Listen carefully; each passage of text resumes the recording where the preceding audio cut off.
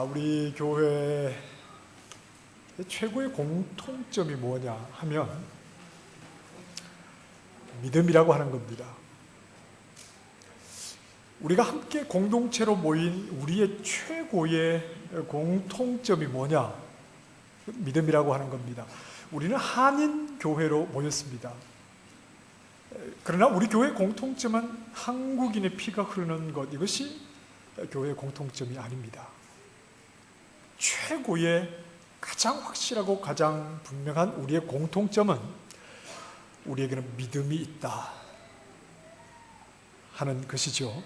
그 믿음이 우리의 하나됨이요, 그 믿음 안에서 우리는 통일성을 이루는 겁니다. 요한계시록은 예수님의 초림과 재림 사이에 있는 모든 교회들, 즉 다시 말해서 믿음의 공동체들에게 그 믿음을 포기해서는 안 된다, 이렇게 격려하는 말씀입니다.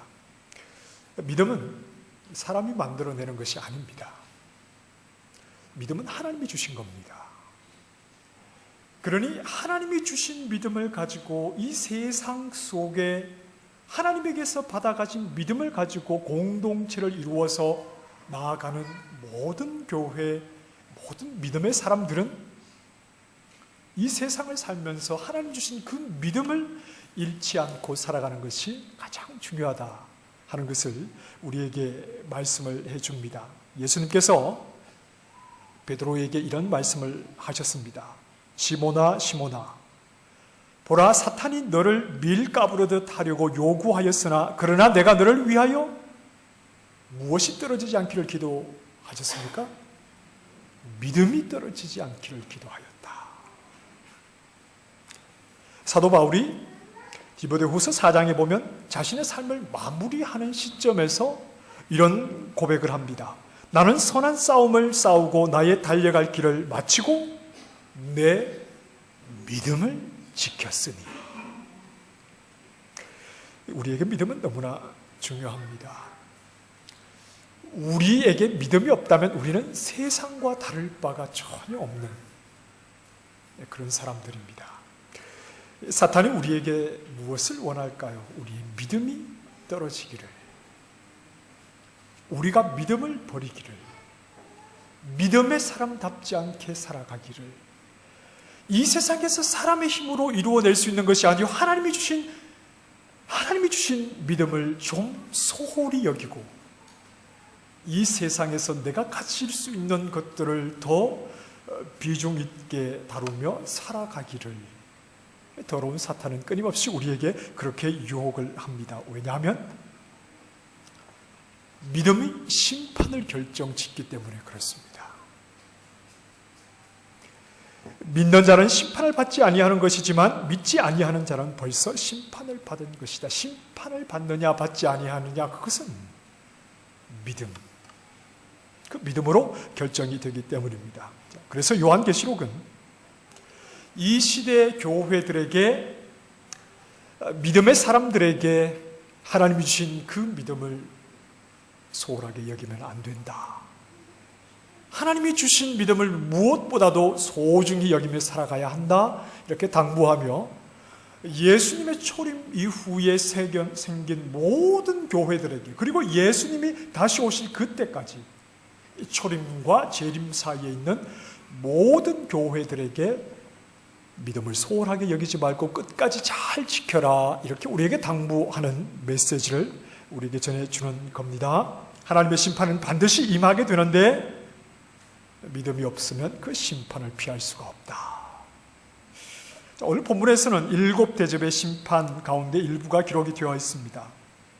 요한계시록의 모든 내용이 어떤 특정한 시대의 교회가 아니라 1세기 이후에 모든 교회, 예수님이 재림하시기까지 모든 교회에게 적용되는 말씀인데, 그렇다면 이미 요한계시록에 반복돼서 우리에게 말씀하고 있는 이 심판의 메시지 역시 어떤 특정한 시대에 편중된 메시지가 아니라 이미 1세기부터 심판의 메시지가 선포되었고 적용되었다는 사실을 우리는 생각을 해야 합니다.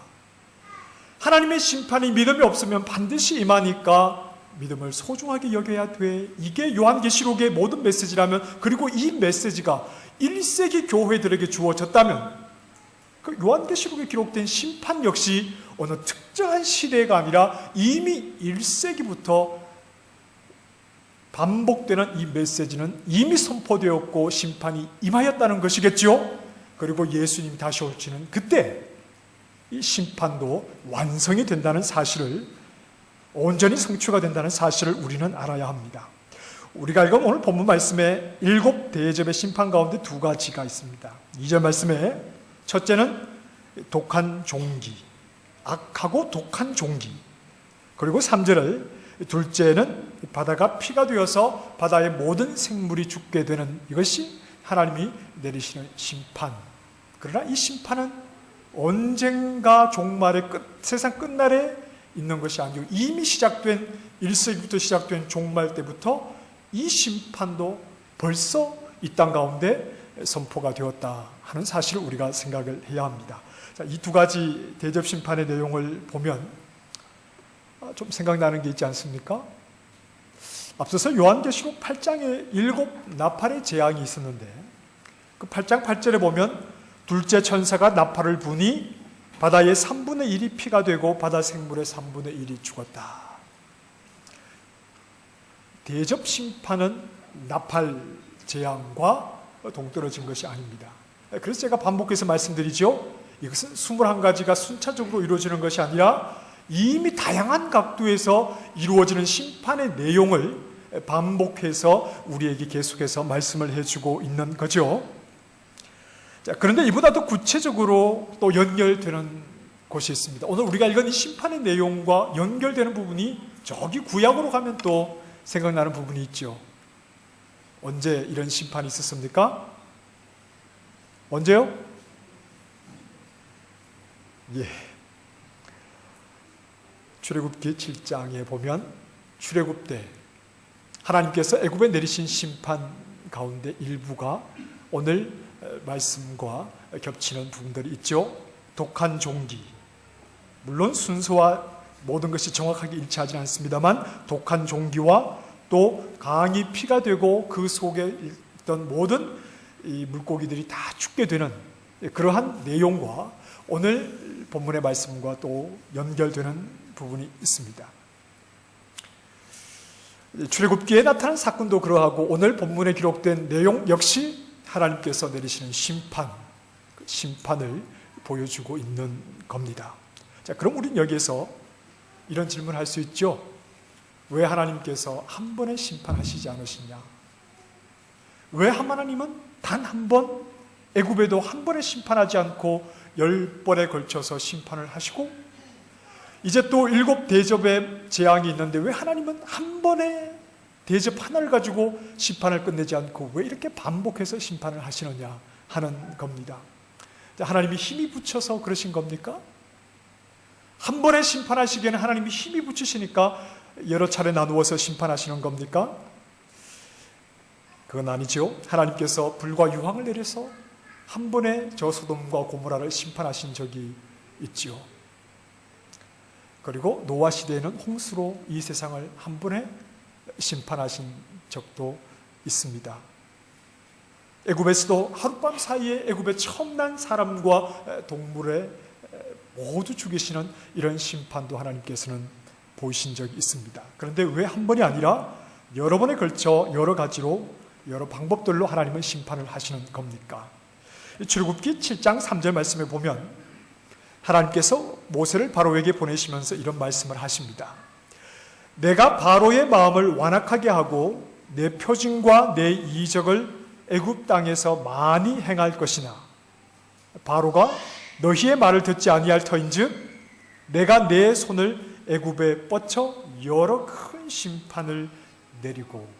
하나님께서 바로의 마음을 어떻게 하셨다고 했습니까? 완악하게 하셨다. 이렇게 기록이 되어 있죠. 하나님께서 바로의 마음을 완악하게 하십니다. 그러니까 바로에게는 어떤 일이 일어납니까? 하나님께서 반복해서 심판을 보이시는데도 바로는 깨닫지를 못하는 겁니다. 하나님이 계시다는 것과 하나님께서 심판을 내리고 계시다는 것, 이 사실을 바로는 깨닫지를 못하는 겁니다. 그래서 그 이후에 하나님께서 애굽의 재앙을 하나씩 내릴 때마다 그 재앙 마지막에는 어떤 말씀이 기록되어 있냐 하면 바로의 마음이 완악하여 그들의 말을, 모세와 아론이죠, 그들의 말을 듣지 아니하였더라. 바로의 마음이 완악하여 그 백성을 보내지 아니하였더라. 이렇게 기록이 되어 있습니다. 자, 완악하다는 말은 마음이 완강하다, 이런 말입니다. 하나님이 바로의 마음을 완악하게 하셨다는 말은 바로의 마음이 그렇지 않은데 하나님께서 완악하게 완강하게 붙들어 두셨다는 말이 아니라 하나님이 바로를 그대로 내버려 두셨다는 말입니다. 완악한 채로, 완강한 채로. 그 완강한 마음을 하나님께서 만지셔서 이것이 하나님이 하시는 심판이라는 것을, 하나님이 살아계시다는 것을 생각하도록 되돌리지 아니하시고 그냥 그대로 내버려 두시니까 바로는 끝까지 완악한 마음, 완강한 마음을 가지고 하나님을 인정하지 못했다는 말이죠. 완강한 마음에는 변화가 있을 수 없지요. 마음이 완악하고 완강할 때 변화가 있을 수 없습니다. 하나님이 누구의 마음이든지 완악하게 내버려 두시면, 그 완강한 차로 내버려 두시면 누구도 하나님을 알 수가 없는 겁니다. 하나님이 그냥 내버려 두시면, 그냥 자연적으로 그냥 우리를 내버려 두시면 우리는 누구도 살아계신 하나님을 고백할 수가 없는 겁니다. 아무리 보고 아무리 듣고 아무리 경험을 해도 하나님이 그 마음을 만져주셔서 하나님이 돌이키지 아니하시면 자연적으로 저절로 하나님을 찾게 되는 일은 없다는 사실을 우리는 알아야 합니다. 어떤 변화도 일어나지 않는 겁니다. 특히 이 완강한 마음으로는 무엇을 할 수 없느냐 하면 회개를 할 수 없습니다.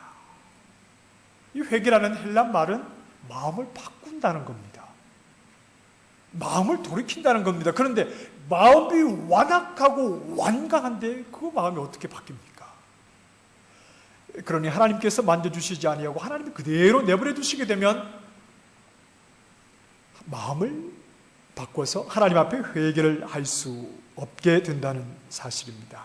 믿음이라는 것은 회개 없이는 불가능합니다.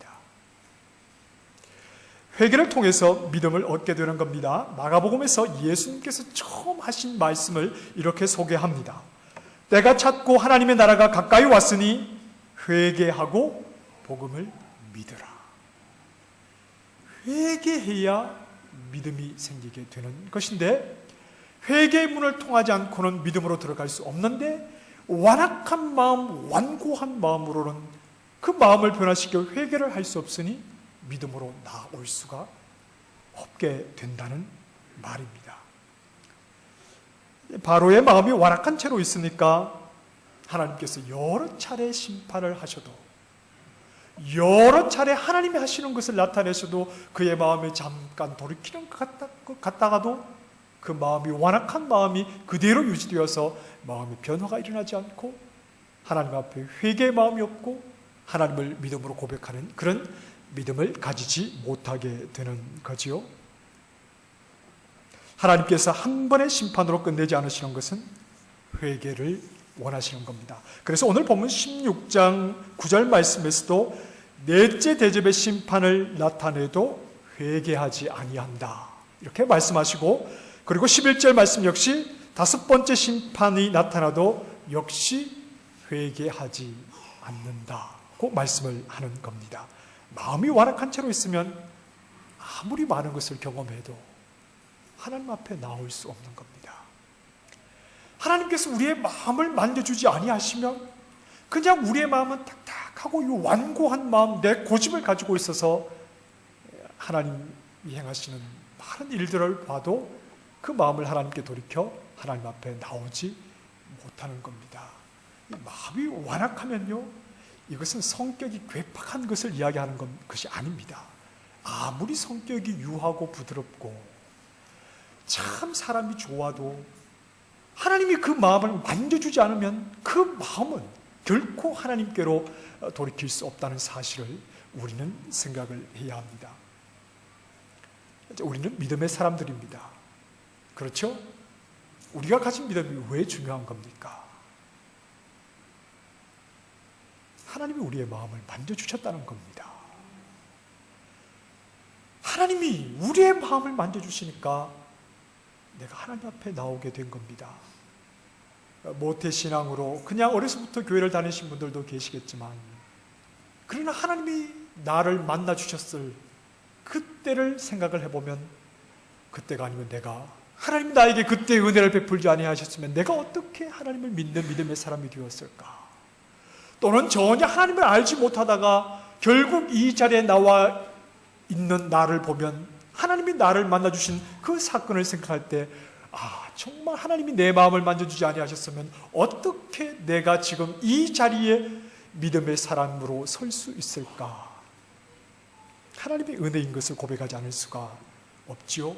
하나님이 회개를 통해서 우리의 마음을 바꾸게 하시고 하나님을 향한 믿음을 가지게 해주신 것, 이것은 하나님이 하신 일이기 때문입니다. 그러니 우리에게 있는 이 믿음이 너무나 귀중한 겁니다. 예수님께서 이 땅에 오셔서 많은 이적을 행하시고 또 구원의 메시지를 선포해 주셨지만, 여전히 바로와 같이 완악한 마음을 가지고 하나님 앞에 나오기를 거부하는 자들, 오늘 2절 말씀에서 그들은 짐승의 표를 받아 우상에게 경배하며 살아갑니다. 짐승 또는 우상은 1세기의 눈으로 보면 로마 황제를 가리키죠.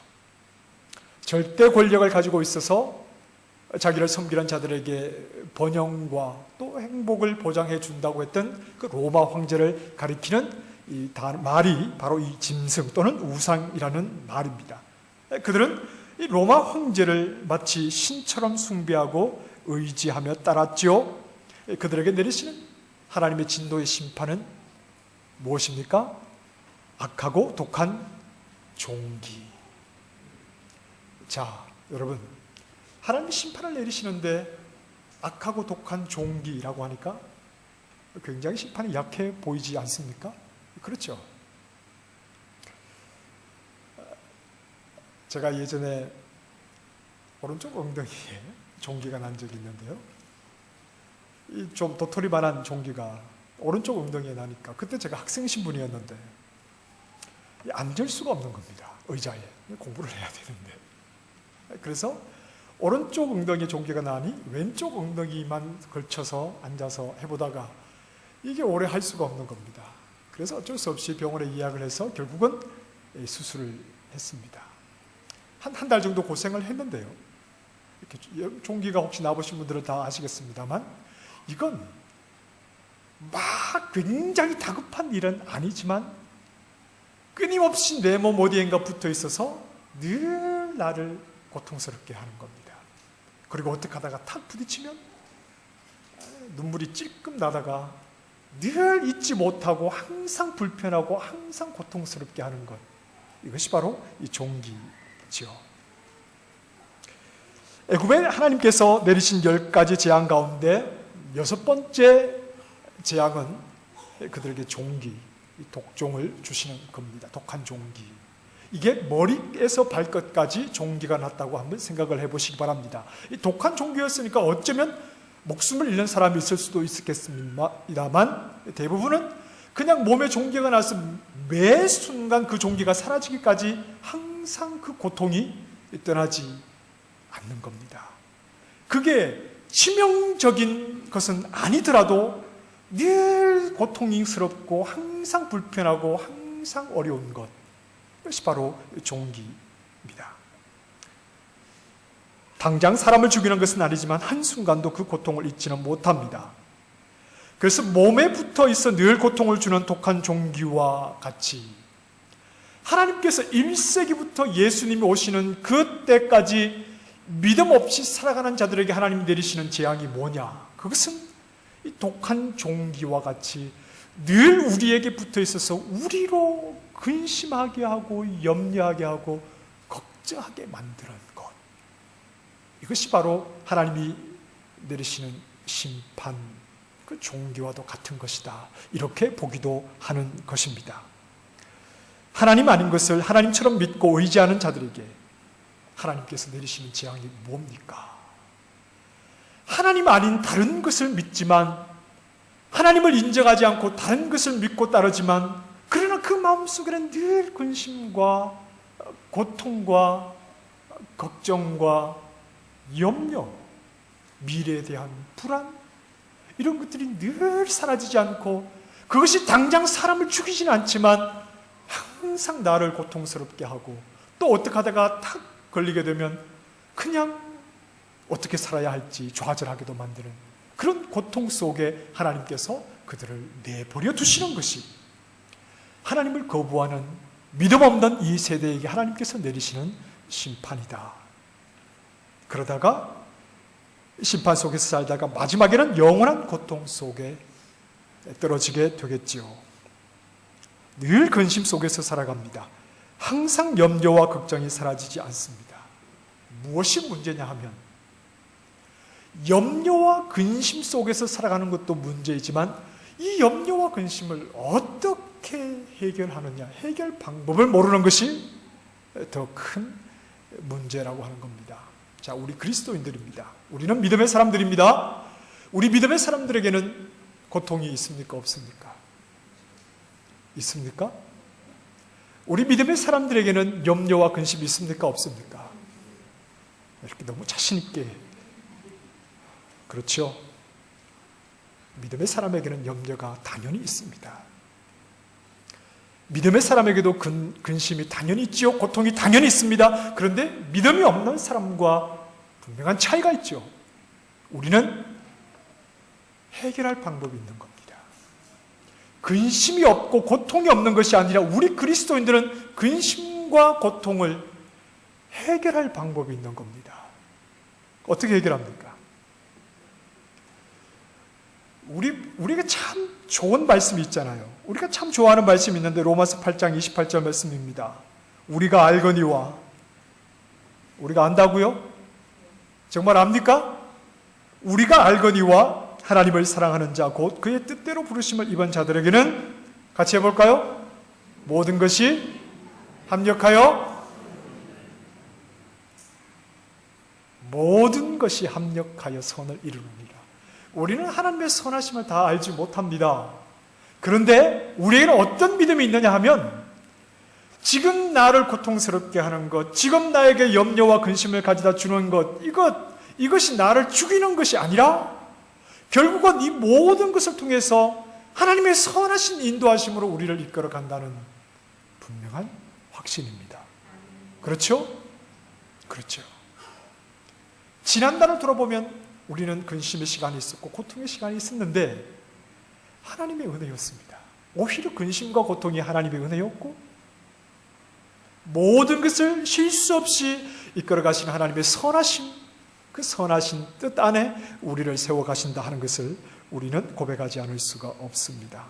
그래서 우리는 하나님께 맡겨드립니다. 믿음이 없는 사람들은 고통이 올 때 그걸 어디 맡길 데가 없어요. 그러나 우리 믿음의 사람들은 고통이 올 때 그것을 우리 주님께 맡겨드리는 겁니다. 고통 속에는 특히 하나님의 뜻이 있는 줄 알아 하나님께 나아가는 것이지요. 자, 믿음의 사람은 고통이 찾아오면 하나님께 나아갑니다. 고통이 클수록 더 가까이 나아가죠. 혼자서 벽 쳐다보고 술 마시고 담배 피면서 그렇게 지나지 않습니다. 한숨을 쉬어도 하나님 앞에 나아가서 쉽니다. 할 말이 없으면 찬송하죠. 기도가 안 나오면 찬송합니다. 찬송도 안 나오면 어떡합니까? 하나님 앞에서 울지요. 하나님 앞에서 울지요. 여러분 다 울어보셨죠? 우리는 눈물 없이 믿음의 길을 가는 게 아닙니다. 그 시작부터가 눈물로 시작하죠. 하나님 앞에 눈물 콧물 흘리며 회개로, 그리고 은혜에 감격해서 울고, 너무 힘들어서 하나님 앞에서 인도해 달라고 울고, 하나님 앞에서 우는 겁니다. 고통이 다가올 때 문제를 해결하는 우리의 방법입니다. 믿음을 가진 그리스도인들에게는 어떤 상황에도 기대하는 분이 있는 겁니다. 어떤 상황도 절망이라고 말해서는 안 됩니다. 어떤 상황에도 기대하는 분이 있는 겁니다. 그런데 하나님을 모르는 사람은 고통이 오면 이걸 어떻게 해야 할지 맡길 데가 없는 겁니다. 아무리 똑똑하면 뭐합니까? 아무리 돈이 많으면 뭐합니까? 이 고통을 맡길 데가 없어 그 고통을 끌어안고 결국은 자살을 하지 않습니까? 믿음을 가진 그리스도인들은 그렇게 하면 안 됩니다. 믿음을 가진 그리스도인들은 그 고통을 하나님 앞에 가지고 나아가 맡겨드려야 합니다. 고통이 큰 만큼 하나님의 위로도 큰 줄 믿습니다. 3절 말씀에 둘째 천사가 대접을 바다에 쏟으니 바다가 피가 되어서 그 속에 있는 모든 생물이 죽습니다. 자, 요한계시록에서 바다는 부정적 의미입니다. 13장 1절 말씀을 보면 내가 보니 바다에서 한 짐승이 나오는데 뿔이 10이요 머리가 7이라. 그 뿔에는 10 왕관이 있고 그 머리들에는 신성 모독하는 이름들이 있더라. 자, 하나님을 모독하는 이름을 가진 이 짐승이 어디에서 나온다고요? 바다에서 나왔습니다. 바다는 하나님을 대적하는 자의 거처와도 같습니다. 하나님을 대적하는 자의 무리가 거하는 곳이요 하나님을 거역하는 세상의 정욕과 세상의 가치관과 그 세상의 악함을 따라서 살아가는 공동체, 즉 하나님 없이 살아가는 이 세상을 가리키는 말입니다. 이 악하다는 말은 하나님이 없이 살아가는, 하나님을 무시하고 살아가는 창조주 하나님을 피조물들이 인정하지 않고 살아가는 모든 영역에 적용되는 말입니다. 그것이 바로 악한 것입니다. 아무리 선량하게 살아도, 아무리 착하게 살아도 나를 지으신 창조주이신 하나님을 인정하지 않고 살아가는 그 모든 것을 가리켜서 성경은 악하다 이렇게 말씀을 합니다. 하나님이 계시지 않는 곳은 언제나 더러운 사탄이 있을 뿐이죠. 밝은 빛이 없는 곳은 늘 어둠입니다. 성경은 생명과 사망, 빛과 어둠 사이에 그 어떤 틈도 주지 않는다는 사실을 우리는 알아야 합니다. 이 사탄은 될 수 있는 대로 우리를 하나님에게서 떼어놓으려고 합니다. 그래서 절에 다니던 사람이 교회를 나가기 시작하면 사탄은 막 겁을 줍니다. 어떻게 겁을 줍니까? 막 몸을 아프게 하고 또 여러 가지 어려운 상황을 막 만들어내면서 교회 가지 말도록 그 마음을 약하게 이 더러운 사탄이 만듭니다. 사탄은 할 수 있는 대로 우리를 하나님에게서 떼어놓으려고 합니다. 그래서 사탄은 우리에게 영적인 것보다 당장 육신적인 것에 집중하게 합니다. 광야에서 예수님을 시험했던 사탄의 모습을 통해서도 우리는 충분히 알 수 있습니다. 지금 육신의 배부름, 지금 육신의 편안함, 지금 이 세상에서 육신의 어떤 권력과 힘, 이런 것들을 가장 가치 있게 여기며 살도록 만든다는 사실입니다. 그래서 사탄은 우리의 눈을 육신적인 것에서 떼지 못하게 합니다. 육신적인 것, 어떻게 하면 육신의 배가 부르고, 어떻게 하면 육신이 좀 더 편안하고, 어떻게 하면 육신이 좀 더 안락하고, 어떻게 하면 이 땅에서 좀 더 많은 것을 가지고 힘있게 살아갈까, 늘 우리의 시선을 육신적인 것, 이 땅에만 고정되게 만들어서 우리의 눈을 들어 하늘을 보지 못하게 하는 겁니다. 이 땅이 전부가 아니라는 사실을 보지 못하게 하는 겁니다. 생각하지 못하게 하는 겁니다. 어떻게든 눈에 보이는 이것이 전부인 것처럼, 지금 당장이 가장 중요한 것처럼 그렇게 살도록 더러운 사탄이 자꾸 우리의 시선을 아래로, 땅으로만 고정시킨다는 사실입니다. 자, 어디 그래서 읽었는데요. 이 꿩 농장에 가면, 꿩 아시죠? 꿩. 꿩 농장에 가면 꿩을 사육하는데 이렇게 하늘에 그물을 치고 사육을 하는 것이 아니라 그냥 개방된 곳에서 사육을 한대요. 그러면 꿩들이 날아갈 수 있잖아요. 근데 꿩이 날아가지 않는답니다. 왜냐하면 꿩마다 머리에 조그마한 창이 있는 모자를 하나 이렇게 덮어 씌워 놓으면 그 창 때문에 하늘을 보지 못한대요. 하늘을 보지 못하고 땅만 바라보며 살다가 주인이 주는 모이를 먹고 통통하게 살이 찌면 어디로 가겠습니까? 냉면집으로 가게 되겠죠. 하늘을 보지 못하니까 날지를 못하는 겁니다. 날 생각을 하지 않는 겁니다.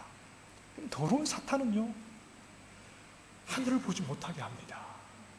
당장 먹고 사는 이것이 전부, 이게 중요하고, 내가 먹고 살아야지, 내가 잘 돼야지, 내가 안정돼야지, 그 다음에 하나님도 생각하고 교회도 생각하지요. 이런 생각을 가지고 살도록 만든다는 겁니다. 그런데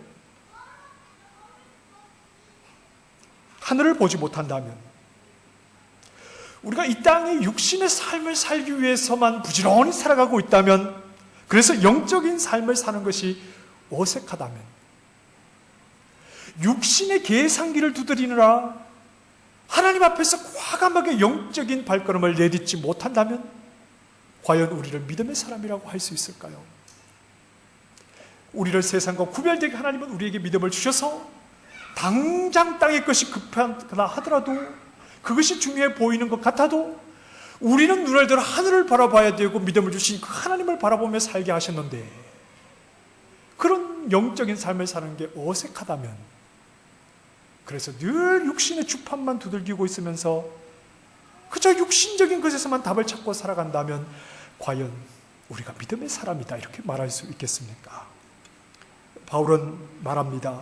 고린도전서 2장 12절에 우리가 세상의 영을 받지 아니하고 오직 하나님께로 온 영을 받았으니, 우리는 세상의 영, 하나님 없는 더러운 사탄의 방법을 가지고, 그런 생각을 가지고 당장 눈에 보이는 육신의 것만을 쫓아가는 사람들이 아니요, 하나님의 영을 받아 저 하늘을 바라보는 믿음의 사람들입니다 라고 우리에게 분명하게 말합니다. 하나님 없는 세상의 형통함, 악한 자들의 형통함, 그런 것 너무 부러워하지 마십시오. 믿음 없는 사람들처럼 그저 눈에 보이는 육신의 것을 전부라고 생각하고 그것들을 내 마음 중심에 넣어놓고 하나님 없이 살아가는 사람들의 형통함을 부러워하지 마시기 바랍니다. 하나님이 우리에게 주신 믿음을 가지고, 세상이 갖지 못한 그 믿음을 가지고 하늘을 바라보며 영의 삶을 살아가는 것이 무엇보다도 우리가 힘써야 하는 중요한 일이라는 사실을 아셔야 합니다. 이미 하나님을 거부하는 이 땅에 심판이 임하였습니다. 이미 임하였지요. 육신만으로 채울 수 없는 그 공허함을 아는 채, 그 공허함을 육신의 것으로 채우려고 그러나 채워지지 않는 삶을 살아가도록 하나님께서 완악한 대로 그들을 내버려 두셨다는 사실입니다. 파스칼이 말하지 않았습니까? 우리 안에는 우리를 지으신 하나님만이 채우셔야 하는 공간이 있다고 말했습니다. 아무리 육신적인 것으로 채워봐야 채워지지 않는 겁니다. 그 자리를 육신의 것으로 채우려고 하니 진정한 만족을 모르고 살아가는 것이 바로 이 세상의 마인드요, 더러운 사탄의 마인드라는 말이죠. 하나님이 주신 믿음을 소중히 여기시기를 바랍니다. 여러분, 믿음의 사람들이십니까?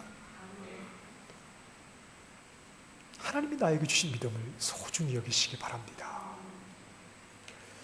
믿음을 따라 생각하고 믿음을 따라 행동할 수 있어야 합니다. 나는 선한 싸움을 싸우고 나의 달려갈 길을 마치고 내 믿음을 지켰으니, 사도 바울이 그 믿음의 삶 마지막에 고백했던 것처럼 우리도 하나님 주신 믿음을 가지고 하늘을 바라보며 살다가, 나도 하나님이 주신 그 믿음이 귀한 줄 알아 그 믿음을 지키기 위해서 최선을 다해 달려왔습니다.